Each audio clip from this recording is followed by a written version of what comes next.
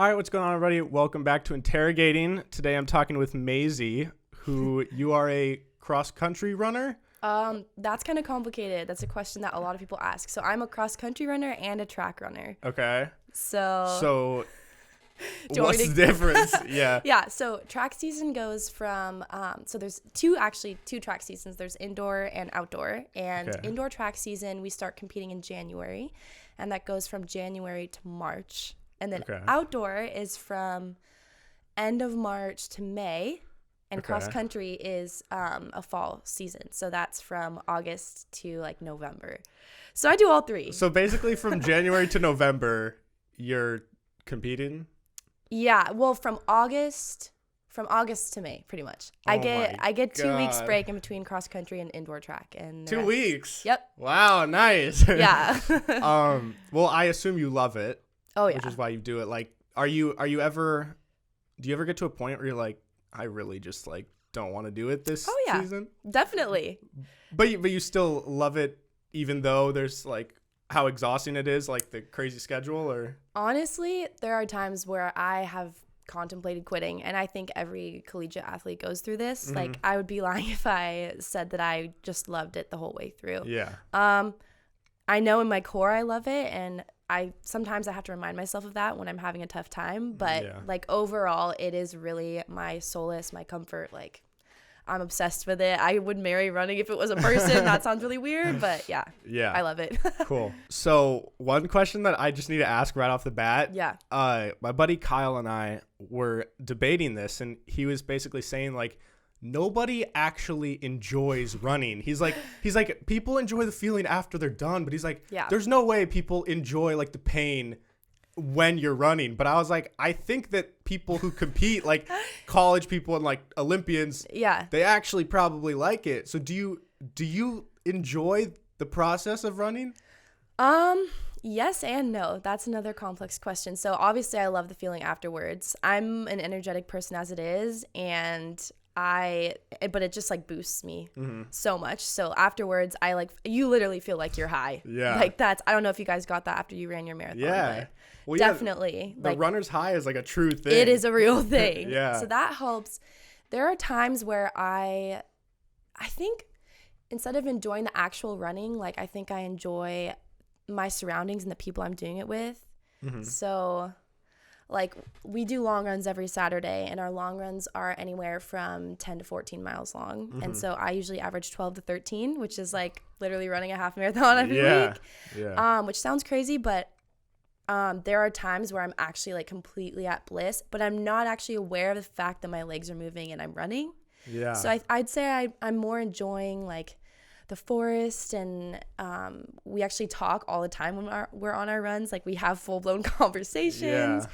So that's what I'm enjoying. And then there are times where like, I fucking hate this. Like, I want to stop right now. Yeah. So it depends. It's a yes and no. But I think there are times where I do actually enjoy the act of running. Okay, cool. I guess also right off the bat, we should just get this out of the way. You run for the University of Idaho. Yes. Okay. Go Vandals. Did you, when you were in high school, did you know, like, were you pretty set on competing in college? Oh, yeah. My freshman year, kind of how I got into it. I guess we can do this story now. Yeah. So I knew that I loved track since middle school. I joined it because one of my best friends, Stephanie Lundy, shout out, was doing track, and she was really fast, and it was kind of more of a social thing. So I had a lot of friends that joined in 6th grade at Beaver Lake, and I would always like race people in the sandfields in elementary school and stuff. Yeah. And I always kind of knew that I liked racing, but I was actually doing Taekwondo at the time, and that was like my main sport. Yeah. So I did it more for fun, and then I just fell in love with it. And I was a sprinter back in middle school. Okay. Oh my God, I can't do that anymore. Yeah. I was way faster back then. But, and then I just knew that I wanted to do it in high school too, because I just had so much fun with it. And I was actually debating between joining the cheer team at Skyline or cross country. Yeah. And as soon as they said we had to pay $2,000 for a glitter package, I was like, What? No, the same for me. So, Jeez. yeah, so I joined cross country thinking that it would get me in shape for track and not realizing that the muscle groups you use for distance running and sprinting are completely different. Yeah. So I hated it freshman year. I hated it. I remember Yeah. the first run I went on, I was with Molly Nakau and Sonia Grutius and 2 amazing people. Yeah. And they were just kicking my ass. Like, we were running up Tiger Mountain, and I had to stop and walk. I went home crying to my mom. Yeah. I said I didn't want to go back. And I made my first goal, okay, I'm not going to be the slowest on the team, because that was where I started. Yeah. And then I ended up being the second fastest on the team that first year, freshman year. Yeah. Wow. So I forget what the question No, you're good. You're good. But yeah, so that's kind of how I got into it. Yeah. And so I didn't even really start distance running until probably sophomore year of high school when Coach Dalzell made me run the 800. And I was so bitter. I vowed to myself I would never run anything above 400 meters in track. And then they just kept bumping me up. Yeah. So yeah, I never knew that I wanted to be a distance runner until I kind of tried it out and fell in love. Yeah. Another thing I wanted to touch on that you mentioned that I thought was super interesting is the fact that, like, you were going to become a cheerleader, but that you had to pay like $2,000. Yeah. But what's so cool about running is, like, of course you need like some decent shoes. Yeah. I mean, I guess you don't need them, but you don't want to like injure yourself. But it's Yeah. kind of cool that it's a very low budget sport. Like, It really is. anybody can just go run. Yeah. And like, I mean, of course there's form involved and everything, but Right. like really anybody knows how to run Yeah. and can just go run. And that's what's really cool about it, is like it's accessible to everybody. That's what I love about it too, is I feel like I'm going to get all spiritual here. I feel like I can really connect with like the human race in general and with nature, because I feel like it's the most natural, other than walking, it's the most natural motion that humans are built to do. Yeah. I mean, we've been running for thousands of years. And a lot of the best distance runners hail from Ethiopia, Zimbabwe, and Kenya. And I've been to Kenya twice. And like, one of the coolest things ever was the last time I went, we just stumbled upon the Mara Marathon. And there were these beautiful Kenyans barefoot just starting this marathon. Yeah. And they were so fast. And I mean, it's true. Like, you don't need any equipment, really. Yeah. A lot of the Kenyans do grow up running barefoot. Yeah. And so when they come to America and, you know, they're supplied with better resources, they're very minimal shoes. So it just Yeah. depends. But yeah, I love it. You can do it anywhere, anytime, with anyone. So Yeah. I'm biased, but I think that's one of the reasons why I think it's like the best sport on earth. Yeah. That's awesome. Yeah. So you mentioned you haven't really done any like speed training, really. Yeah. Is that, I've heard about that, how like a sprinter, it would probably do them no good to train running distance, and then a Yes. distance runner, it would do them no good to practice sprinting. Yeah. So like, one, is that true? And two, like, I don't know, it's just mind blowing to me that like someone who's like a runner, you could literally go years without sprinting. That's like just so weird though. I know. It is really weird. And it comes down to like human physiology. Yeah. So you have 2 different types of muscles, type 1 and type 2 muscles. Type 1 are fast twitch, which I have none of. I used to. Yeah. And that's what sprinters utilize. And then type 2 are slow twitch muscles. And you actually use a different system when you're breathing and when you're working out. So you've probably heard of aerobic versus anaerobic. Yeah. And so as a distance runner, most of our time competing and running is spent in the aerobic zone. So we don't get the lactic acid buildup. Yeah. It's a different kind of pain. It's more of a slow burn, which sounds kind of worse, but I like it. Yeah. And then sprinters are in an anaerobic state. So they're rapidly making ATP and they're producing lactic acid as a byproduct. And but I mean, they're only racing for like 30 seconds or less. Yeah. So it's just so different. Another thing too that differs, which you may or may not have heard about, is the lifting plan. A lot of sprinters, in addition to doing speed work, they lift way heavier than distance runners do, as you can probably see. Yeah. I have chicken arms. And that, comes down to building strength. And what makes a sprinter great is their start. Yeah. It all comes down to how they explode out of the blocks. And, you know, they have these ginormous, powerful quads. It's all about power because they just need quick muscle response and then they're fine. And we don't need that at all. I mean, I have like more than 30 minutes in my 10K to do what I need to do. So there's a lot of time for like messing up and stuff. So yeah, we a lot of schools actually don't lift at all with their distance programs. My coach is kind of a groundbreaker in that sense. Like, he's done a lot of research and he has us lift. We do a lot of kettlebell swings and like body weight kind of stuff. Yeah. I get a lot of weird looks at the gym because they're like, what the fuck are you doing? Yeah. And like, I don't really know, but it helps. But yeah, I mean, I've gone years without sprinting. Yeah. Occasionally we'll do wicket drills and what we call strides, which is like in between a sprint speed and a normal run pace. Yeah. So there's a bunch of terms for different like paces and stuff. Yeah. Do you think if you were to like have to sprint right now, like would it feel weird? Yeah, I'd probably pull something. Yeah, that's so wild to me. I'm super inflexible too. That's another thing. Like, slow twitch muscles and being a distance runner, flexibility isn't as important either because you don't need as elastic of muscles as sprinters do. So I can't touch my toes. That's so crazy. I feel like I don't know. I would just think it would be like almost the opposite because I don't know, like a distance runner, they have like a certain body type. That's like, true, yeah. Kind of lanky and like skinny. And so I don't know. I would just think they can like just be super flexible. But I don't know. That's funny. Yeah, we're tall and lanky, but we're like pretty much good for nothing except for running stuff. Yeah. So I mean, what I like to do with this like series is kind of like break stuff down for people who maybe don't know anything about running. Yeah. So like for some high school kid who like wanted to, let's just say there's a kid who's like really, really good. Yeah. And just like, I don't know, had this dream to like be an Olympian or something. Like, what's the process like? Because I feel like for the sports that are more well known, like football, everybody knows like you play high school, you go to college, you maybe get drafted and then you make a team or whatever. Yeah. But like, I feel like for running, I don't know like the path that people go on. Is there like, so is there club running outside of high school and then like if people go to college, then what do they do after college? You know? It's really weird. Yeah. I mean, and a lot of people don't know about it.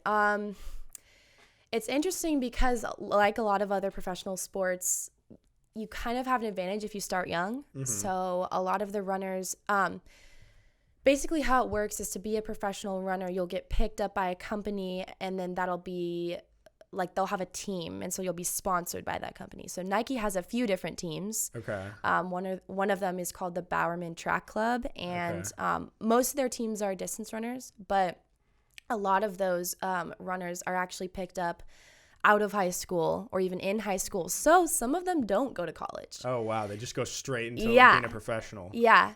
And it's interesting too because you're kind of in your prime in your like mid-20s for distance running at least. And then it's kind of, it has a short shelf life. Like you kind of, once you're 30, you kind of start losing it. Galen Rupp is, I should know. He's over 30 and he has kids now. And that's the other thing too. Like a lot of other professional athletes, it's a very demanding job. Yeah. A lot of them train away from home. So they will actually live in Colorado or Flagstaff, Arizona, and train at altitude so that they can be physiologically primed to do better when they race at sea level. Yeah. So it's pretty demanding, and you get money on how you perform at each event or race. And are these events like televised? Are they like big deals to like if the average person wanted to like watch it or like it's okay. Yeah, you could. So it's like I don't really know what I'm asking, but like you'd have to kind of know like a runner to know the channel, I think, or maybe be flipping through the sports channels and then you'd see. But these are like these happen often. Yes. These meets or these. Yeah. What do you call them? Meets, races? Yeah. Same meets. Thing. Okay. Yeah. Meets. So like they're so if you're like a professional, right? Okay. So you're on like a team that's like sponsored by like Nike or Adidas or something, stuff like that. And then are you paid like I don't know if you even know this stuff, but are they paid like a salary regardless of if they perform well? And then do they get like bonuses or? are they relying on winning? I've been told a few different things, and I don't actually know, so like don't quote me on this. Yeah. But I do know that they get money based on how they place in certain big events. Yeah. So, for example, if one of them is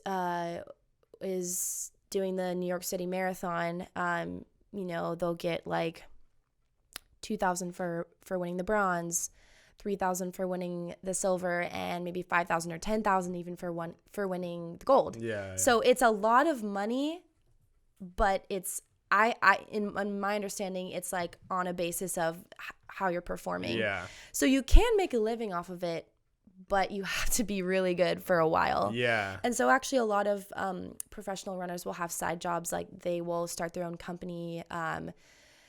Maybe it's like a food company or nutrition company or a clothing line, just so they can have kind of a steady income as well as that, because you never know. Yeah. But yeah, it's really interesting. And so the way you become a professional runner from just being a really good runner is usually you'll get noticed. Usually it's in high school again. So like if you're winning state meets all the time, you're winning Border Clash. There's also regional and national meets that you can apply to and like go for. Okay. And if you're winning those, you'll get probably noticed and like there are interviewers and stuff there too. So a lot of those high school meets are televised too, the big ones. Yeah. You'll get noticed by Nike or Adidas or Skechers and approached by an agent, and then they'll talk to you about signing and how that works and everything. When you finish college, do you have any desire to become a pro runner? Is that, because I'm always curious, because I feel like like there's a lot of high school kids that know for sure they want to play a collegiate sport, right? And then, but I feel like for a lot of college athletes, some people know right away, like that's what they're doing with their life, like nothing else. They're like, gonna become a pro. But then I feel like other people do the sport, but they kind of get to a point where like they're doing it while they're in college, but they have no desire to kind of continue after they finish college. Yeah. So what's kind of your path, do you feel like what would you want to do? I think it sucks because it was interesting. Like today, literally at the gym, I saw one of my former high school teammates' moms, and like it's kind of weird because I'm a little bit of like a local celebrity here, I guess. I feel like people kind of remember who I was in high school, and like my name's on the record board at Skyline and stuff. But it is very different going to college. And I think if I was doing as well comparatively as I was in high school, I probably would have aspirations to run and further and be a pro. But I think I've found other passions now. Like I'm still in love with running. I will always run. Yeah. I think even after I stop, I'll probably take a few months off, experience what normal life is like, and then pick up running again. And I definitely will distance run for like the rest of my life until I'm walking with a cane. Yeah. And I eventually want to be doing marathons. I think that's something I've always been curious in. Yeah. Kind of like, what's the next highest distance I can go? Yeah. But yeah, I definitely did have that as a dream one day in high school. And sometimes I feel like I'm letting down high school me because that was, I mean, it was my life. Running was really my life. But as I've grown up, I think I've also learned who I am as an individual outside of that. I think I didn't have a lot of, and I bet a lot of other collegiate athletes and athletes in general kind of resonate with this. I didn't have much self-confidence at all outside of running. I knew I was a good runner, and that's all I meant. Yeah. Like that's who I was to people in our high school. That's who I was to people outside of our high school. That's how people knew me. Yeah. And I think I'm more than that now, and I'm able to recognize that. Yeah. And so that's kind of helped, but I don't know. It's interesting. But yeah, I would say I probably, well, one, as I am right now, I don't have the realistic talent to become pro. Yeah. And I just want to do other things. I'm really into like pre-med right now. That's awesome. Thinking about being a physician's assistant, so kind of want to pursue that. Yeah. And that wouldn't work with pro running. Yeah. But that on top of running, like that major alone on top of all the running. It's a lot. That's insane. Yeah. So you mentioned that you think you want to get into marathons. Yeah. So like, since you're already a distance runner, do you ever like, have you done marathons before? Or like, I assume maybe your coaches like don't even want you guys to do stuff like that because like you're always training for like your specific events. Yeah. So like, have you done them before? Or like, you'd probably kick ass, right? I mean, maybe. I've wanted to, but I never have. There's a lot of rules. The NCAA is very strict in a lot of ways. Like, I mean, just to give you an example, we're not allowed to model at all. We're not allowed to sign for any modeling agencies because it's sponsorship and it goes against the NCAA. We are not allowed to take a free cup of coffee from anywhere, anybody, if it's on the basis of us being a U of I athlete or just a collegiate athlete, because that's considered, you know, getting something free for being an athlete. So that's like a sponsorship kind of thing. That's so wild. Because it's not even related to the school. Like it could be something totally outside of the school. Yeah. And so we are supposed to legally turn down anyone who's like, oh, you know, I love that you're a collegiate athlete. Do you want this free t-shirt? We have to say no, and we cannot accept it legally. Yeah. So that plays into doing like fun runs and stuff in the summer. My dad has like recently kind of gotten into running, and I've always wanted to. We train together and stuff. Yeah. And I've wanted to support him in his races, but I never can because, I mean, I probably could, but I would have to probably drop out early, so I wouldn't finish. Or if I did finish, I wouldn't be able to compete, which would be really freaking hard for me because once I get in a race setting, I'm gonna want to compete. Wait, so you wouldn't be allowed to just sign up for a race that's like during, like, let's say during the summer, you just wanted to sign up for a random race. I could sign up for it, but I couldn't compete because it would mess up my coach's training schedule. Like I'd have to run it as a normal run. Okay. And then if I placed, you know, high enough to get offered prize money or a prize in general, I absolutely could not take it. Dang, that's wild. Yeah. So I haven't. And I actually used to, in high school, I used to do a New Year's Day resolution run, and I would like get little prizes to go to different runners stores and stuff and like get a free pair of shoes. But I haven't since, and I do turkey trots and stuff with my family, but I haven't since college. Yeah. Wow. So, that I didn't know that it was so intense like that. Yeah. So one thing that we talked about before we started recording was how much of like a mental sport running is. Yes. And I just kind of wanted to touch on that because I thought it was super fascinating. So one thing I've always thought about running is like, I don't do like crazy distances or anything, but like I'll run like a decent amount, you know, just like a couple 5 miles or something. That's really good. Yeah, like I mean I've kind of forced myself, like I don't like doing it, but I'll just like force myself to run like 5 miles. That's like definitely a decent amount. Yeah, so I don't know, for me at least in my experience, I've realized it's not necessarily about like whether or not I'm physically capable of running. Like I can almost always do it if there was a gun in my head, I'm going to be able to do it. Yeah. It's more of just a matter of like forcing myself to not stop. Yeah. And that is just really interesting to me. And so, and you were saying that you feel like it's much more mental than it is physical. Do you want to just like touch on that a little bit? Definitely. I mean, there's lots of famous quotes out there that go along the lines of distance running is 98% mental and 2% physical. Mm-hmm. And it really is true. Yeah. Really. Yeah, I was kind of telling you that I don't have any like pure athletic skill whatsoever.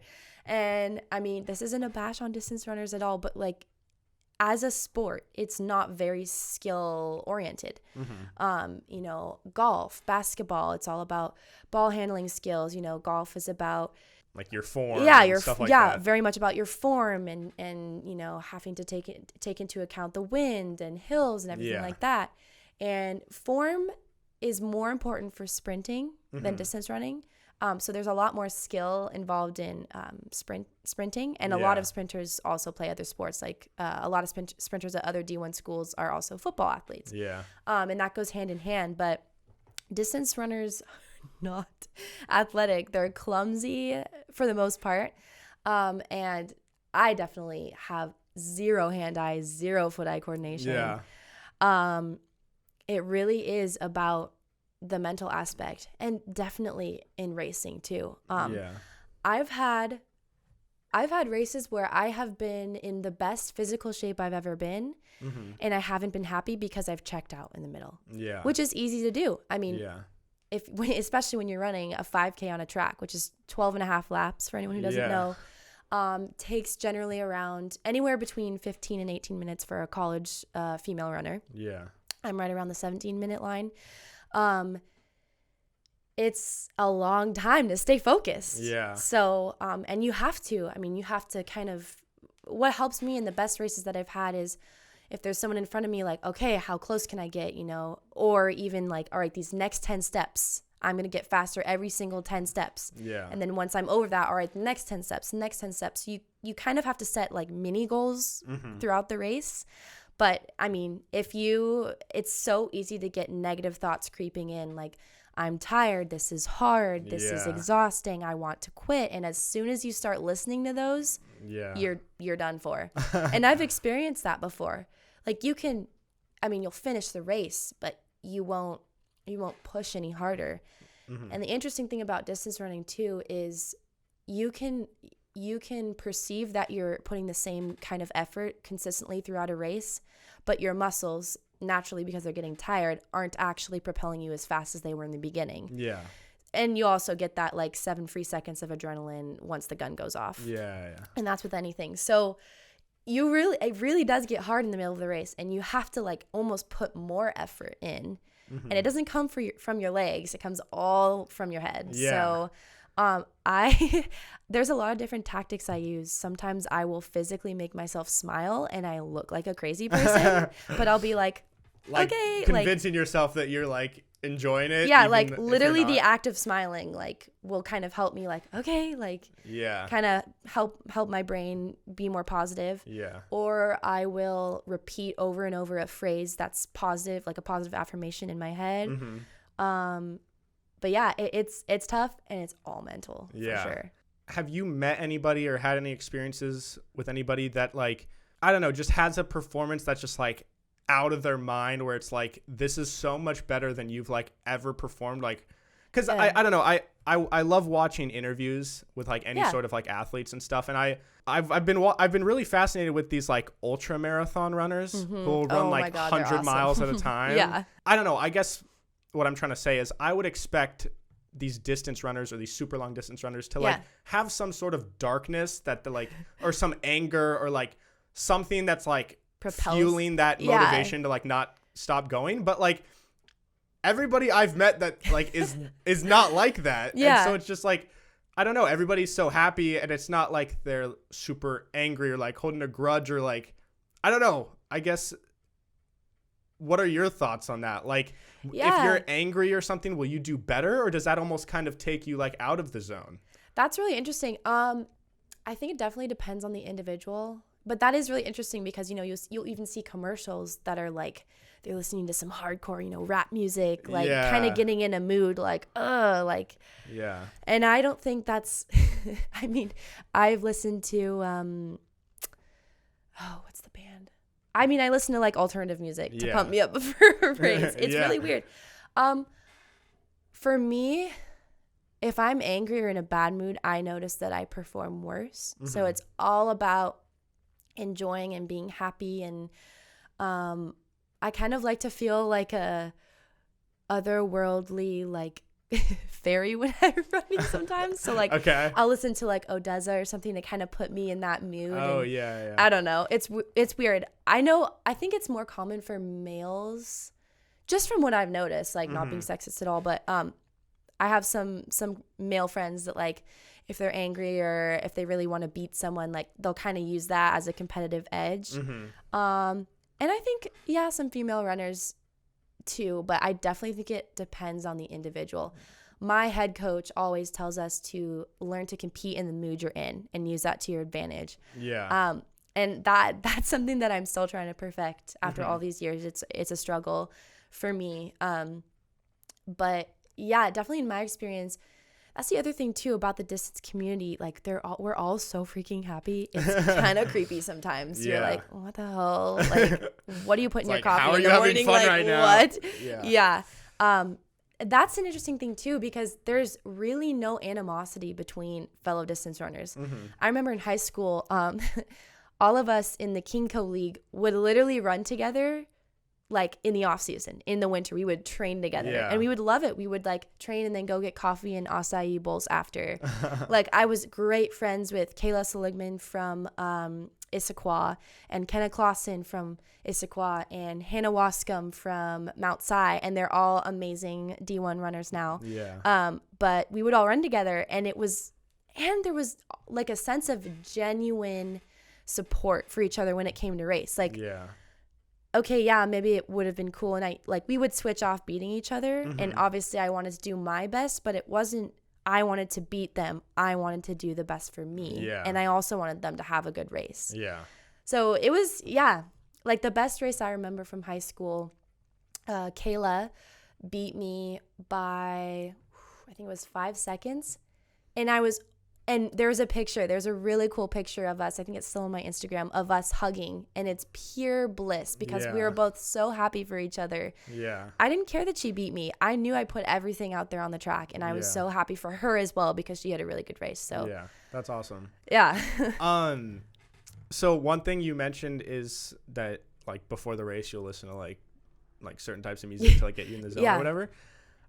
One thing that like always blows my mind, if I don't know, if like I see running on TV or like, I don't know, just talk to like someone who's really into running is like, because when you're competing, you can't listen to music. And to a lot of people like me, like running without any sort of distraction is like awful. Seems like the worst thing ever. So like, I don't know. It's just so like, if you're just running on your own, just like for fun or like practicing on your own, will you listen to music then? Or do you not, since you can't compete listening to music? I've started to, but I never did in high school, and it was kind of this weird, like, I've always been super like hard on myself and like challenging myself, so it was kind of this weird challenge that I wanted to listen not listen to music at all when I was running. And it became, I think, one of the things that really helped me out actually, because I would know exactly what pace I was going without having to look at my watch or anything, based on just the rhythm of my breathing. So like I would it really helped me learn to listen to my body and feel things out. And I think, sorry, I just spit. No, you're good. You're good. I think one of the most important things in distance running is pacing and being able to feel that out. And I never wear a watch at all when I'm competing. So being able to naturally feel that pace is super important, and not listening to music helps. When I was a freshman in college, I started to listen to music because I saw other people jogging around campus and I kind of wanted to try it out. And then I really liked it, and I started doing my runs way too fast because I was like, I would get so into the music. I'd be like listening to EDM and like, be feeling super cool about myself. But when I'm trying to train and really focus on like, if I'm like entering competition season, I will stop listening to music. Wow. And my coach actually doesn't like it either because like it's so like, he's very nitpicky in a good way, but he just thinks of every single thing that goes into it. So if I'm holding my phone in my right hand and there's nothing in my left hand, I'm going to be imbalanced, and it's going to throw off my form a little bit and throw off my biomechanics. And I've never really been able to get into those like things that strap onto your arms because I just feel like I get sweaty and they like would fall off. So there's no really good place for me like to put a device to listen to music to, even if I have Bluetooth headphones. And so that's kind of another like annoyance. Wow. I didn't even think of that. Like sometimes I'll literally like, if I do want to listen to music, I'm right-handed, so I love holding things in my right hand, but if I'm doing like an out and back, I'll do half the run holding it in my right hand. They'll turn around and they'll put it in my left hand the other half. Okay. So, gotcha. All right. So I just have like a couple more questions before we wrap it up. Perfect. So what's your diet like? Because I assume you're burning a bazillion calories since you guys are like always running. So like, is it part of your training regimen? Like what you guys can and can't eat? Do people take it seriously, or do you just eat whatever the hell you want, or like what? We don't have a personal team nutritionist. A lot of other D1 programs do. We're a smaller school, so we don't quite have the money for that. And it's definitely, what's cool about my coach is and about the distance running in general is usually you get kids with great character. So kids that'll like follow guidelines well and, generally be very coachable and advisable.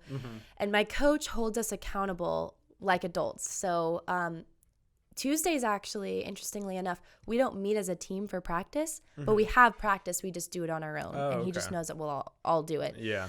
And sometimes we'll do that for Saturday long runs too, and the team itself, will actually organize it, which is really cool. So he sends us weekly emails with a quote of the week, a short video of the week, and a recipe of the week. He's started implementing that, which is really cool.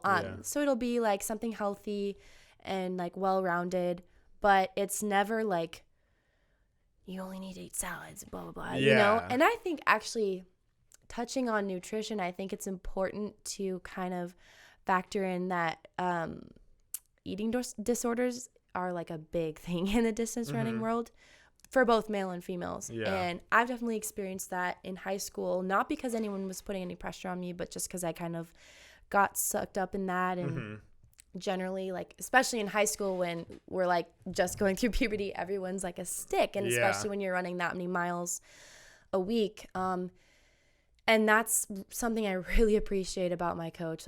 He didn't tell me to say anything like this. I just really like him as a coach. But he encourages us to eat when we're hungry, stop when we're full, like any normal person and athlete should do. Yeah. And so he really hammers in, you should be getting in at least, probably 4 meals a day. Breakfast should be your biggest meal, then lunch, then dinner. And but there's no strict, we don't get meal plans. There's no strict diet regimen to follow. We're just strongly encouraged to eat healthy.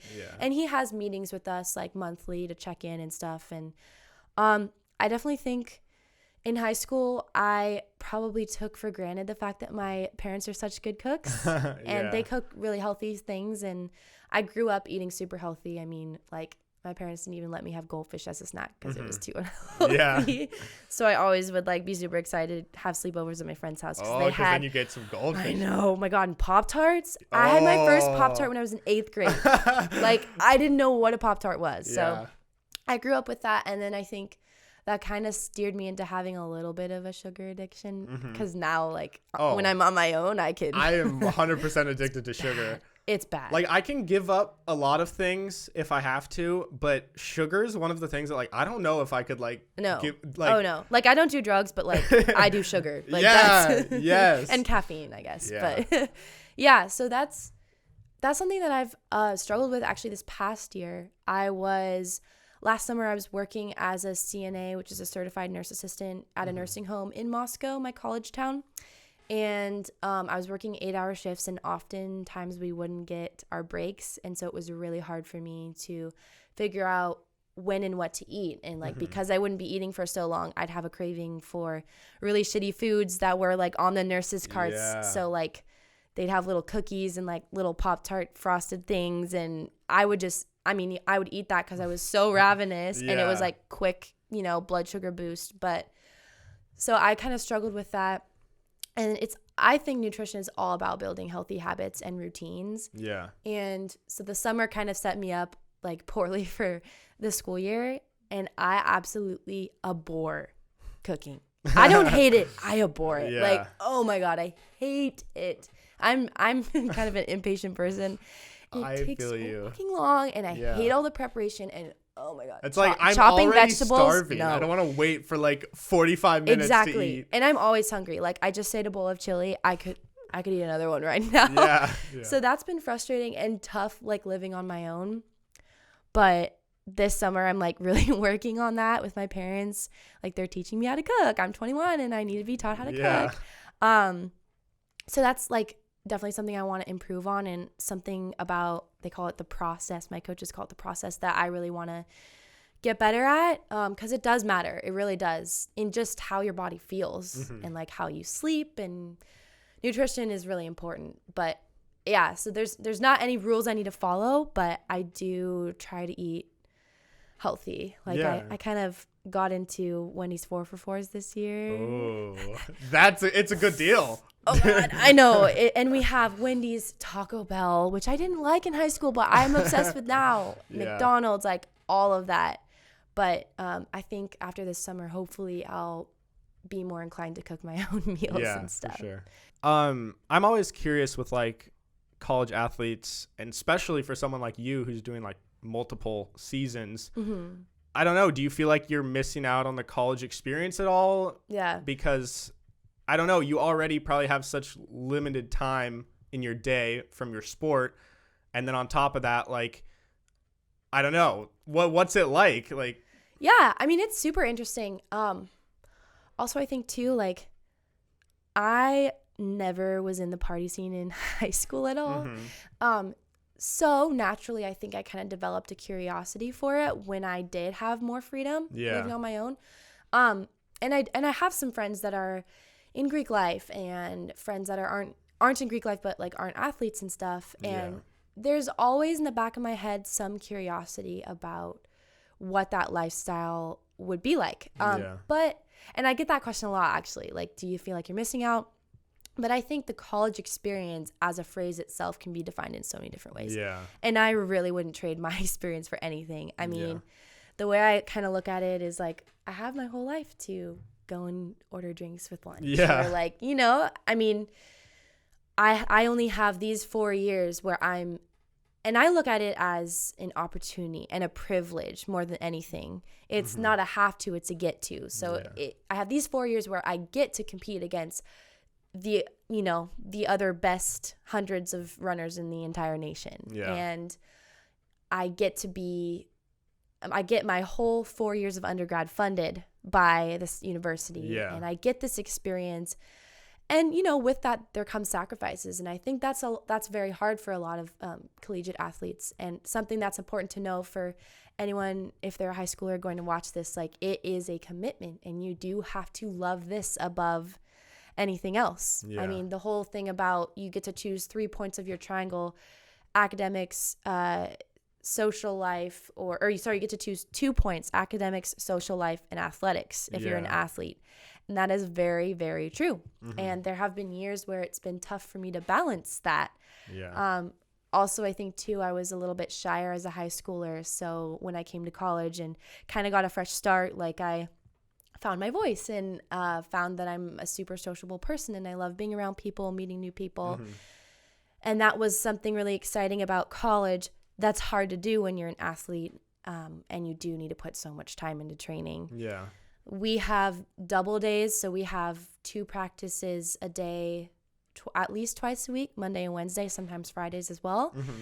And then being a medical sciences major, I have a bunch of 3-hour science labs. Oh my God. So I mean, if I was like being really proactive with my homework, I probably would only have 2 hours free a day.